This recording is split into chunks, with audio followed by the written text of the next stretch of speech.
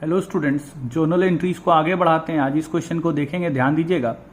लिखता है received an order for goods for ₹1,20,000 from messrs Gauri. M/S को हम लोग मेसर्स बोलते हैं, तो from messrs Gauri Shankar and sons. Order receive किए और ऑर्डर रिसीव करने का कोई जर्नल एंट्री नहीं होता है। तो ऑर्डर रिसीव करने का कोई जर्नल नहीं होता है, तो यहां हम लोग कर देंगे नो एंट्री। आपको ये नो एंट्री लिखना पड़ेगा, नहीं तो मार्क्स नहीं मिलेगा। ठीक है, दूसरा देखते हैं। लिखता है received an order for goods from messrs Ranbir and company of 5 lakh along with a cheque for ₹1,80,000 as advance. Ranbir and company से हम लोग को ऑर्डर मिला, फिर हम बोले ऑर्डर का कोई जर्नल एंट्री नहीं होता है, लेकिन लिखता है ऑर्डर के साथ आपको ₹1,80,000 एडवांस भी मिला, तो जो एडवांस मिला उसका जर्नल होगा। तो यहां देखो, एंट्री हुआ bank account debit to messrs Ranbir and company 1,80,000 जो एडवांस मिला।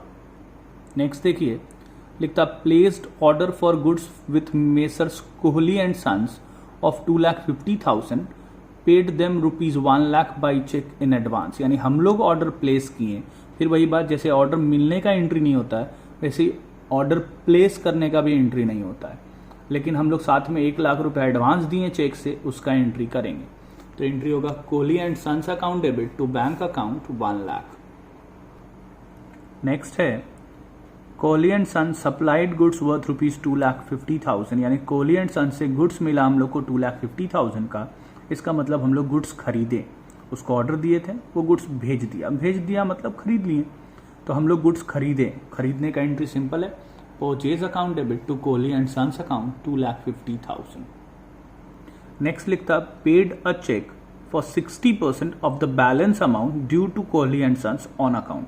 यानी कोहली एंड सन्स को जो पैसा देना था उसका 60% अभी हम लोग चेक से पेमेंट कर दिए, जो भी उसको पेमेंट करना था बाकी।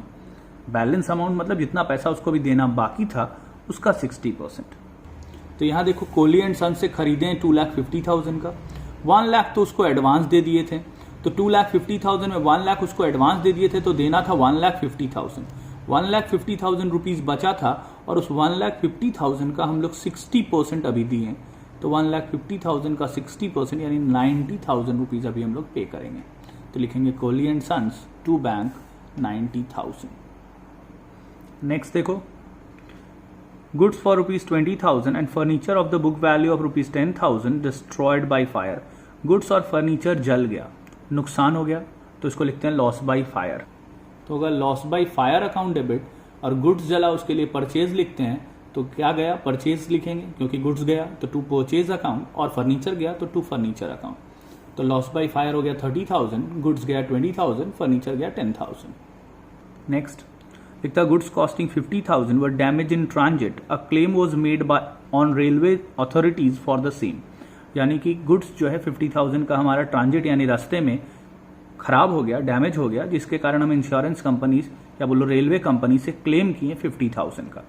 ठीक है, तो हम लोग का 50,000 का गुड्स डैमेज हो गया, रेलवे अथॉरिटीज से हम लोग क्लेम किए 50,000 का। तो पहले तो गुड्स जो हम लोग का डैमेज हुआ उसका जर्नल एंट्री करना चाहिए। तो एंट्री करेंगे loss in transit account debit to purchase account 50,000। ठीक है, loss in transit account debit to purchase account 50,000। 50,000 का गुड्स हमारा ट्रांजिट में खराब हुआ और रेलवे कंपनी से हम लोग क्लेम कर लिए। तो रेलवे से हम लोग क्लेम किए, तो लिखेंगे railway claim account debit to loss in transit account. यानी ये जो नुकसान हुआ था 50,000, ये हम लोग का एक्चुअल नुकसान नहीं होगा, क्योंकि हम लोग रेलवे से क्लेम कर ले रहे हैं। तो हम लोग को रेलवे जब पैसा दे ही देगा तो लॉस कहाँ हुआ। तो हम लोग पहले लॉस इन ट्रांजिट को डेबिट किए 50,000, फिर रेलवे पैसा दे देगा, तो ये जो डेबिट किए थे उसको हम लोग क्रेडिट करके रेलवे क्लेम को डेबिट कर लेंगे। फिर से बता रहे, loss in transit to purchase, goods हमारा नुकसान हुआ तो डेबिट होना चाहिए, debit all expenses and losses. गया क्या, गुड्स, तो गुड्स के लिए परचेज लिखते हैं। लेकिन ये जो नुकसान हम लोग डेबिट किए ये एक्चुअल में नुकसान नहीं हुआ, क्योंकि रेलवे से हमको क्लेम मिल गया। तो रेलवे में हम क्लेम कर दिए, तो railway claim account debit to loss in transit. यानी ये जो लॉस इन ट्रांजिट यहाँ डेबिट हुआ था इसको क्रेडिट करके कैंसिल कर देते हैं, और रेलवे क्लेम के नाम से डेबिट करके ये एसेट्स हम लोग का बढ़ा लिए कि हम लोग का रेलवे क्लेम जो है एसेट्स हो गया। अब हमको रेलवे कंपनी से पैसा लेना है तो वो हमारा एसेट्स हो जाएगा, इसलिए इसको डेबिट कर लेते हैं। Next, receive from salesman 60,000 for goods sold by him after deducting travelling expenses of 4,000। मतलब क्या है किसी सेल्समैन को हम गुड्स बेचने दिए थे तो वो हमारे बिहाफ में गुड्स बेचता है। जो भी हमारा सेल्समैन होता है वो हमारे बिहाफ में गुड्स बेचता है।